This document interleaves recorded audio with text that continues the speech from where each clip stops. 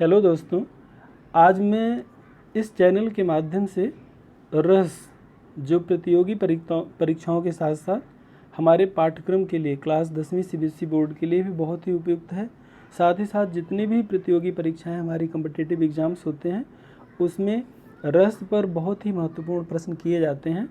तो मैंने इसके पहले जो वर्णों का उच्चारण स्थान एक अपनी वीडियो बनाई, उसमें मैंने वर्णों के उच्चारण स्थान के लिए कुछ संस्कृत के सूत्रों का सहारा लिया, जो कमेंट्स के रूप में मेरे पास फिर आए कि रस को भी मैं अपने इस वर्णों के उच्चारण स्थान की तरह अगर कुछ नया करके दिखाऊं तो बहुत ही अच्छा होगा। इस पर मैंने अपने एक संस्कृत के सूत्रों का सहारा लेते हुए रस की भी तैयारी की है, जो बहुत ही बेहद ही सहज और सरल है।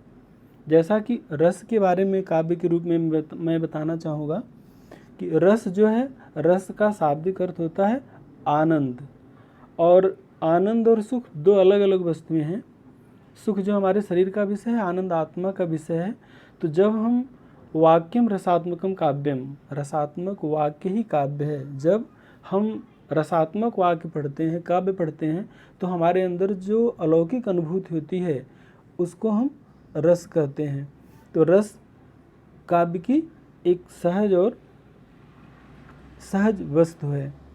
और निष्कर्ष के रूप में हम कह सकते हैं कि नाटक को देखने या साहित्य को पढ़ने से जो हमारे अंदर मन में भाव जगते हैं वे ही आनंद की अनुभूति कराते हैं। हम अपने सुखात्मक दुखात्मक परिस्थितियों का जो आकलन करते हैं उसके अंतर्गत हमारे अंदर सुख दुख की अनुभूतियाँ आती हैं, लेकिन जो आनंद की अनुभूति है वह साहित्य को पढ़ने से आती है। तो रस जो है, रस शब्द जो है वह आनंद का पर्यायवाची है। काव्य को पढ़ने और नाटक को देखने से जो भाव हमारे अंदर आए वे ही पाठकों को रस की अनुभूति कराते हैं। हमारे मन में स्थायी भाव बहुत पहले से विराजमान होते हैं। जब इनको जगाने वाली कोई सामग्री, चाहे वह वस्तु के रूप में हो, व्यक्ति के रूप में हो, घटना के रूप में हो, सामने आती है तो वह रस का क्रम बन जाती है। अब हम यहाँ साहित्य में जो हमारे रस हैं उनके अवयव मतलब अंग, रस के क्या क्या पार्ट्स हैं, रस के मुख्य अवयवों पर विचार करेंगे। तो सबसे पहला अवयव रस का है स्थायी भाव। स्थायी भाव मतलब जो पाठक के मन में पहले से विद्यमान रहता है। इनके स्थायी भावों की संख्या जो हमारे 9 रस मुख्यतः काव्य में माने गए हैं, वात्सल्य को 10वां रस के रूप में माना गया है। तो यहाँ जो 9 रस हमारे हैं उनके जो अस्थायी भाव हैं, जैसे श्रृंगार का प्रेम, फिर हास्य का रति, करुण का शोक, रौद्र का क्रोध, तो ये हमारे जो स्थायी भाव हैं, प्रेम, हास्य, शोक, क्रोध, उत्साह, ये हमारे अंदर पहले से विद्यमान है। जब हम उस तरह की घटनाओं को व्यक्ति वस्तु या मनुष्य के रूप में देखते हैं तब जैसी भावनाएं हमारे अंदर जगती हैं वे ही रस की उत्पत्ति कराती हैं। तो अस्थायी भाव हमारे मन में पहले से विद्यमान रहते हैं। ये पहला अवयव हो गया। दूसरा है विभाव।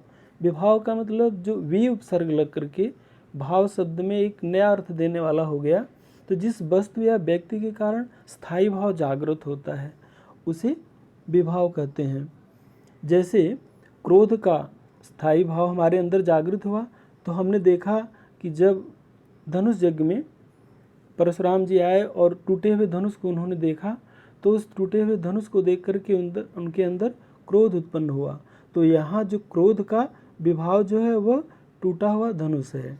तो ऊपर स्पष्ट हो चुका है कि जिसके कारण जो हमारे अंदर स्थायी भाव है, स्थायी भाव क्रोध है, पहले से विद्यमान है, और जिसके कारण उत्पन्न हुआ, तो टूटे हुए धनुष को देख करके क्रोध हमारे अंदर उत्पन्न हुआ, तो टूटा हुआ धनुष इसका मुख्य कारण है, विभाव है। अब विभाव के 2 अलग अलग पॉइंट्स हैं जिनको हम आलम्बन और उद्दीपन के रूप में जानते हैं। तो आलम्बन मतलब जिसके सहारे, आलम्बन मतलब अवलंबित होना, तो जिसके सहारे क्रोध हमारा उत्पन्न होता है। यह विभाव के 2 क्रम हैं, उद्दीपन और आलम्बन। तो आलम्बन मतलब सहारा, जिसके सहारे क्रोध उत्पन्न हुआ, तो वह व्यक्ति वस्तु या घटना जो स्थायी भाव को जगाती है आलम्बन कहलाती है। और उद्दीपन मतलब जो हमारे अंदर उस रस को उद्दीप्त करते हैं, उस भावना को उद्दीप्त करते हैं, तेज करते हैं, वो उद्दीपन कहलाते हैं। जैसे जब धनुष यज्ञ को देख करके परशुराम ने क्रोध करना शुरू किया तो लक्ष्मण ने जो अपने कटाक्ष जो जली कटी बातें उनको सुनाने का क्रम दिया तो वह उद्दीपन के क्रम में आ गई। तो क्रोध का स्थायी भाव जो उत्पन्न हुआ, क्रोध का आलम्बन क्या है? टूटा हुआ धनुष का क्रम देखना, और लक्ष्मण की जो बातें हैं जली कटी बातें वह उस क्रोध को और उद्दीप्त करती हैं, तो वह उसका उद्दीपन रूप हो गया। अब आपको बिल्कुल स्पष्ट समझ में आ गया होगा, आलम्बन वह विषय वस्तु है जिसके सहारे क्रोध जन्म लेता है, और उद्दीपन वह विषय वस्तु है जिन बातों के माध्यम से क्रोध और उद्दीप्त हुआ। तो यह विभाव माने स्थायी भाव के उत्पन्न होने का जो कारण है, और उस कारण का जो अवलंबन है, और उस कारण का जो उद्दीपन है, बातें स्पष्ट हो गई। अब अगला आपका क्रम आता है अनुभव। अनुभव का मतलब है कि अनुभव करना, जिसके माध्यम से हम फील करते हैं, अनुभव करते हैं। तो अनुभव शब्द जो है यह कई अर्थ लिए हुए है। जैसे वे समस्त शारीरिक और मानसिक चेष्टाएँ, भाव भंगिमाएँ जो किसी भाव का अनुभव कराती हैं, अनुभव कहलाती हैं। मतलब जो शारीरिक या मानसिक चेष्टाएँ हैं या भाव भंगिमाएँ हैं, यह जैसे क्रोध के लिए हम देखेंगे, क्रोधी व्यक्ति के अंदर उसके हाव भाव हमको, मुख मुद्रा, उसके लाल लाल आँखें, उसके क्रोध भरी बातें, चेहरे पर जो तनाव है, ये सारी चीज़ों को देख करके हम अनुभव करते हैं कि व्यक्ति क्रोध के क्रम में है। तो जिन चीज़ों को देख करके हमको क्रोध की उस स्थायी भाव की फीलिंग होती है। अनुभव का मतलब है कि जो अनुभव किए जा रहे हैं। स्थायी भाव क्रोध यहाँ अगर है तो क्रोध कैसे फील हो रहा है? व्यक्ति के चेष्टाओं को देख करके, उसकी भाव भंगिमाओं को देख करके, उसकी लाल लाल आँखों को देख करके जो अनुभव हुआ वह अनुभव है। अनुभव को अगर हम सीधे अगर भाव परा की मात्रा को हटा दें तो अनुभव का मतलब फीलिंग, जिस चीज़ को देख करके हमने क्रोध के स्थायी भाव क्रोध का अनुभव किया हुआ अनुभव हो गया। और अंतिम क्रम है संचारी भाव या व्यभिचारी भाव। तो संचारी का मतलब जो संचरण करते रहते हैं, व्यभिचारी भी मतलब जो बदलते रहते हैं, जो पानी के बुलबुले की तरह हैं। जैसा आपने देखा कि सागर में लहरें उठती हैं तो लहरों के साथ साथ बहुत सारे बुलबुले होते हैं। तो संचारी भाव ऐसे हैं कि जब क्रोध हमारे अंदर स्थायी भाव के रूप में जन्म ले लिया तो वह अकेला ही नहीं रहता, उसके साथ साथ और भी छोटे छोटे क्रम उत्पन्न होते हैं। जैसे क्रोधी व्यक्ति, जिस वस्तु के कारण हमें क्रोध आया तो उस वस्तु से हम घृणा करेंगे, उसके अहित के बारे में सोचेंगे। तो ये जो और भी हमारी जो उसके संचरण करने वाले जो क्रम हैं, जो उसके व्यभिचारी क्रम हैं, वह जो अन्य अनुभव किए हुए के साथ जो हमारे क्रम उत्पन्न होते हैं वह संचारी भाव हुए। तो संचारी भावों की संख्या 33 है। पानी के बुलबुलों की तरह जो स्थायी भाव उत्पन्न हुआ उसमें जो अन्य और उसके प्रति विकृतियाँ पैदा करने वाले जो क्रम हैं, अन्य और जो छोटे छोटे सहायक रूप हैं, जैसे क्रोध स्थायी भाव है तो घृणा और अहित सोचना या करना हमारे अंतर्गत संचारी भाव के अंतर्गत आते हैं। तो इस तरह स्थायी भाव, विभाव, अनुभाव और संचारी भाव, तो इसको हम एक सूत्र के रूप में स्पष्ट कर सकते हैं कि विभाव, अनुभाव, संचारी भाव, संजोगात रस निष्पत्ति। विभाव, अनुभाव, संचारी भाव, संजोगात, स्थायी भाव, विभाव, अनुभाव, संचारी भाव, संजोगात रस निष्पत्ति। यानी कि इन सब के संयोग से, जिस तरह छित जल पाव गगन समीर के संयोग से हमारी शरीर बनी है, अगर हम इनको अलग कर दें छित जल पावक गगन समीर को, तो हमारे शरीर का अस्तित्व नहीं रह जाता है। उसी तरह रस इन्हीं 4 बिंदुओं पर स्थायी होता है, बनता है। तो अगर हम इनको अलग कर दें तो हम रस की कल्पना नहीं कर सकते। तो जिस तरह अब हम अंत में कहना चाहेंगे कि जिस तरह खट्टा मीठा तीखा आदि पदार्थ खाने से हमें आनंद की प्राप्ति होती है, उसी तरह शोक, हास, प्रेम, घृणा आदि के भाव जो हमारे मन में काव्य या नाटक को देखने या पढ़ने से उत्पन्न होते हैं, वे रस की उत्पत्ति कराते हैं। तो इस तरह रस उत्पत्ति में जो मुख्यतः विभाव, अनुभाव, संचारी भाव संयोग हो गए, वह रस की उत्पत्ति कराते हैं। अब हम अगले पॉइंट पर आएंगे कि रसों का स्थायी भाव और उनका उदाहरण। पहला है जैसे श्रृंगार। श्रृंगार का मतलब है, इसके 2 पक्ष हैं, एक संजोग और वियोग। संजोग का मतलब मिलन और वियोग का मतलब बिछोह। तो श्रृंगार के 2 पक्ष हैं, संजोग और वियोग। संजोग का मतलब जहाँ मिलन का क्रम है। जैसे उदाहरण के रूप में हम देखें कि राम को रूप निहारत जानकी, कंगन के नग की परछाई, यात समय सुध भूल गई, कर टेक रही पलटारत नहीं। तो यहाँ स्थायी भाव आपका रति है और आलम्बन रति किसके द्वारा उत्पन्न हुआ? राम के रूप सौंदर्य को देख करके उत्पन्न हुआ। और यहाँ आश्रय कौन है? सीता है। उद्दीप्त, उद्दीपन क्या है? उद्दीप्त क्या कर रहा है? विवाह मंडल श्री राम का रूप सौंदर्य उद्दीप्त कर रहा है। और इसमें संचरण करने वाला भाव क्या है? हर्ष, चपलता, उत्सुकता इत्यादि। तो हम इतने विशद क्रम में न जा करके केवल हम संजोग श्रृंगार को देखें तो जहाँ मिलन हो रहा है वहाँ संजोग है और जहाँ विछोह हो रहा है वहाँ वियोग है। तो वियोग में एक सूरदास का जो पद है, बिन गोपाल बैरिन भय कुंजे, तब वह लता लगत यत शीतल, अब भय विषम ज्वाल की पुंजे। यहाँ सर्वथा संजोग का अभाव है, इसलिए वियोग श्रृंगार हुआ। अब अगला है करुण। करुण का मतलब शोक। जिस काव्य को पढ़ने से, कविता की पंक्तियों को पढ़ने से हमारे मन में करुणा का भाव पैदा हो जाए, शोक स्थायी भाव, करुण का स्थायी भाव शोक है। तो जहाँ वातावरण शोक युक्त हो जाए, करुणा युक्त हो जाए, तो वहाँ करुण रस होता है। प्रसाद जी की पंक्तियाँ जयशंकर प्रसाद जी की हैं, किस करुणा कलित हृदय में अब विकल रागिनी बजती, क्यों हाहाकार स्वरों में वेदना असीम गरजती। तो इन काव्य पंक्तियों को पढ़ने से हमारे मन में निसंदेह शोक की, करुण की उत्पत्ति हो रही है, करुणा की उत्पत्ति हो रही है, इसलिए करुण रस है। अगला हास्य रस। हास्य का स्थायी भाव हास है। हास का मतलब हंसी। तो जिन विषय वस्तु को देख करके हमारे मन में हंसी का भाव उत्पन्न हो जाए, तो इसके लिए एक मैंने सहज उदाहरण चुना है कि खद्दर कुर्ता बकबको, नेता जैसी चाल, यह बानक मुँह मन बसे सदा बिहारी लाल। इसको पढ़ने से निसंदेह पाठक के मन में एक मन को आनंदित करने वाली, हास्य उत्पन्न करने वाली गति पैदा हो रही है, इसलिए हास्य रस का उपयुक्त उदाहरण है। अगला है वीर रस। वीर का मतलब जिसको पढ़ने से हमारे अंदर वीरता का, अतिशयता का, इसका स्थायी भाव है उत्साह। तो उत्साह की अतिशयता में वीर रस होता है। जैसे हम उत्साह युद्ध दान दया धर्म के लिए होता है। तो हम कविता की पंक्तियों को देखें कि रण बीच चौकड़ी भर भर कर, चेतक बन गया निराला था, राणा प्रताप के घोड़े से पड़ गया हवा का पाला था। तो अगर हम इसको वीर रस के साथ पढ़ते भी हैं कि रण बीच चौकड़ी भर भर कर, चेतक बन गया निराला था, राणा प्रताप के घोड़े से पड़ गया हवा का पाला था, तो कविता की स्मृतियाँ ही हमें उत्साह का अनुभव, वीर रस का अनुभव कराती हैं। फिर अगला है भयानक। भयानक का मतलब भय। जिस रस को देखने के बाद, जिस रस को पढ़ने के बाद व्यक्ति भयभीत हो जाए, डर जाए।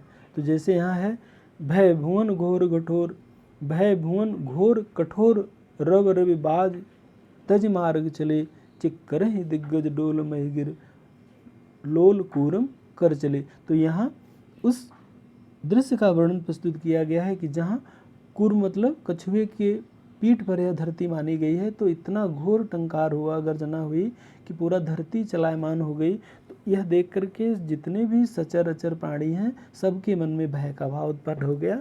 तो भय का भाव जहाँ जिस काव्य को, शास्त्र को पढ़ने के बाद पाठक के मन में उत्पन्न हो, वहाँ भयानक रस होता है, उसका स्थायी भाव भय है।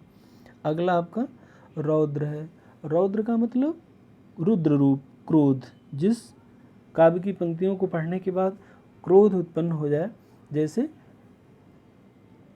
रे नृप बालक कालबस। आप मानस की पंक्तियों को देखें तो रे नृप बालक, परशुराम जी ने लक्ष्मण जी को संबोधित करते हुए कहा कि रे नृप बालक कालबस, बोलत तो इन्हें संहार, धन ही सम त्रिपुरारि धन, विदित सकल संसार। तो यहाँ रौद्र का स्थायी भाव क्रोध है और इसके आलम्बन कौन है? शिव की धनुष के सहारे क्रोध उत्पन्न हुआ है। और उद्दीपन क्या है? जो लक्ष्मण की भाव भंगिमाएँ हैं वह परशुराम के क्रोध को उद्दीप्त कर रही हैं। और अनुभव किसके द्वारा किया जा रहा है? जो परशुराम का क्रोधित होना, उनकी लाल लाल आँखें, नथुने, भौहें फड़कना, बाहों का उठना, यह अनुभाव का क्रम पैदा करता है। तो यह रौद्र रस का एक सफल और सजग उदाहरण हुआ। अगला उदाहरण आपका है अद्भुत रस। अद्भुत का मतलब विस्मय या आश्चर्य पैदा करने वाला अद्भुत रस होता है। तो यहाँ जिन वस्तुओं का वर्णन सुन करके, अद्भुत का मतलब आश्चर्य विस्मय, तो जिन वस्तुओं का वर्णन सुन करके या जिन घटनाओं को देख करके हमारे अंदर आश्चर्य की उत्पत्ति होती है, वहाँ अद्भुत रस होता है। इसका बहुत ही सहज उदाहरण है कि यहाँ वहाँ दो बालक देखा, मति भ्रम मोर की आन विशेखा।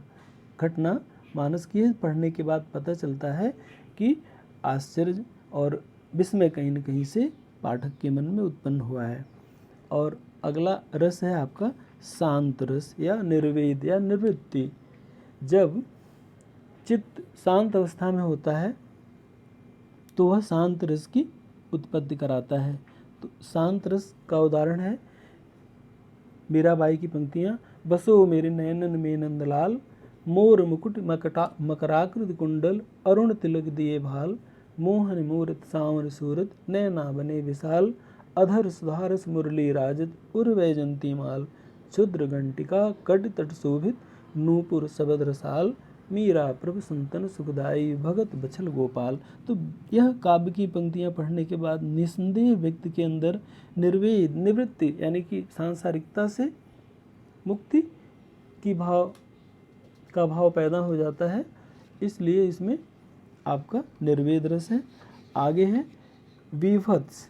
विभत्स रस जो है इसका स्थायी भाव जुगुप्सा है, जिसको देखने के बाद हमारे मन के अंदर घृणा की भावना, नफरत की भावना पैदा हो जाती है। तो घृणित वस्तुओं को देखकर अथवा उसके बारे में सुनकर मन में जो घृणा उत्पन्न हो, उसे हम विभत्स रस कहते हैं। तो जैसे कविता की पंक्तियां हैं, ओझरी की झीरी कांधे आतिन की सेली बांधे, मूड़ के कमंडल खपर किए कोरिके, जोगिन झुंडन झुंड बनी तापसी सी, तीर तीर बैठी सो समर सर खोरिके। तो यह जहाँ ओझरियों की चर्चा, मांस की चर्चा और इस तरह की हृदय विदारक घटनाओं का क्रम पैदा हो, वहाँ विभत्स रस होता है। और अगला जो है वात्सल्य रस और भक्ति रस, जो कि वात्सल्य के क्रम में ही एक भक्ति रस को भी, दोनों को एक ही क्रम माना गया। वात्सल्य का भी स्थायी भाव रति है और भक्ति का भी स्थायी भाव अनुराग। अनुराग मतलब रति, प्रेम ही है। तो वात्सल्य के क्रम में देखें कि छोटे शिष्य, पुत्र, शिष्य आदि के प्रति जब प्रेम प्रकट किया जाता है तब वह वात्सल्य रस होता है। जैसे यहाँ सूर्य की पंक्तियाँ देखें, किलकत कान गुटुरुवन यावत, मणिमय कनक नंद के आंगन, बिंब पकड़ी वै धावत, कबो निरख हरि आप छाँ को कर लो पकरन छात, किलक हसत राजत द्वैदतिया पुन पुन तिने अवगाहत, बाल दशा सुख निरख जसोदा पुन पुन नंद बुलावत, अचरा तल्ले ढाक सूर के प्रभु को दूध पियावत। यहाँ वात्सल्य मतलब कृष्ण की बाल लीलाओं का वर्णन हुआ है। माता जसोदा कृष्ण को देख करके अत्यंत आनंदित हैं। तो जहाँ बाल सुलभ घटनाओं का वर्णन हो वहाँ वात्सल्य रस होता है। तो इसका स्थायी भाव वत्सल हो गया। और आश्रय कौन है? माता यशोदा है। आलम्बन कौन है? बालक कृष्ण के सहारे उत्पन्न हुआ है। और उद्दीप्त करना, उद्दीपन क्या है इसका? हंसना, मुस्कराना, घुटनों के बल चलना। अनुभव क्या है? अनुभव दूध पिलाना, पुलकित होना, यह सब इसके अनुभव के क्रम है। और अंतिम जो है वो भक्ति रस है। भक्ति का रति या अनुराग ही इसका स्थायी भाव है। तो कविता की पंक्तियां हैं, चरण कमल बंदों हरिराई, जाकी कृपा पंगु गिर लंघे, अंधे को सब कुछ दर्शाई। तो स्थायी भाव जो है भगवान के प्रति प्रेम है। और आश्रय कौन है? कवि इसके सूरदास जी इसके आश्रय हैं। आलम्बन कौन है? श्री कृष्ण के चरण आलम्बन है। उद्दीप्त कौन करने वाला है? पर्वत को लांघना, अंधे को सब कुछ दिखाई देना। और संचरण करने वाले भाव इस तरह उपयुक्त क्रमों में दिखाई देंगे। तो आज हम लोगों ने इस वीडियो के माध्यम से रस क्या है, वाक्यम रसात्मकम काव्यम, रसात्मक वाक्य ही काव्य है। रस आनंद की अनुभूति कराता है और यह आनंद की अनुभूति काव्य के पढ़ने के बाद जो हमारे मन में होती है वह रस कहलाती है। रस के अवयव के रूप में हम लोगों ने देखा कि रस के मुख्य 4 अवयव हैं, जिन्हें हम स्थायी भाव, विभाव, अनुभव और संचारी भाव के नाम से जानते हैं। एक सूत्र हमने आपको दिया कि विभाव, अनुभाव, संचारी भाव, संयोगात रस निष्पत्ति। आचार्य भरत मुनि ने स्पष्ट किया है कि विभाव, अनुभाव, संचारी भाव के संयोग से रस की उत्पत्ति होती है। स्थायी भाव जो पाठक के मन में, श्रोता के मन में या दर्शक के मन में पहले से विद्यमान है। विभाव जो अस्थायी भाव के उत्पन्न करने का विशेष कारण है, और उस स्थायी भाव का जो आलम्बन है, जिसके सहारे स्थायी भाव उत्पन्न हुआ, वह आलम्बन विभाव हो गया। और जिस कारण से उत्पन्न हुआ, जो उसको उद्दीप्त करने की भावनाएं हैं, वो उद्दीपन हो गई।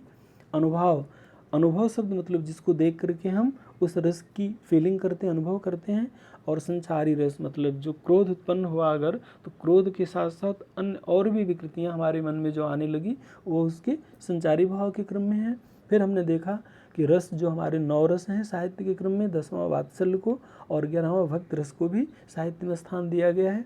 तो इन रसों के अपने स्थायी भाव हैं। स्थायी भाव के बाद रसों की परिभाषा, उनके उदाहरण, जो कि आपकी प्रतियोगी परीक्षाओं से लेकर के क्लास 10th CBSE की बोर्ड परीक्षाओं तक बहुत ही महत्वपूर्ण है। इस तरह हमने यह जो वीडियो वर्णों के उच्चारण स्थान के पैटर्न पर आपको रसों की दी है, यह बहुत ही मतलब उपयोगी है, बहुत ही समझने में और सुविधाजनक है।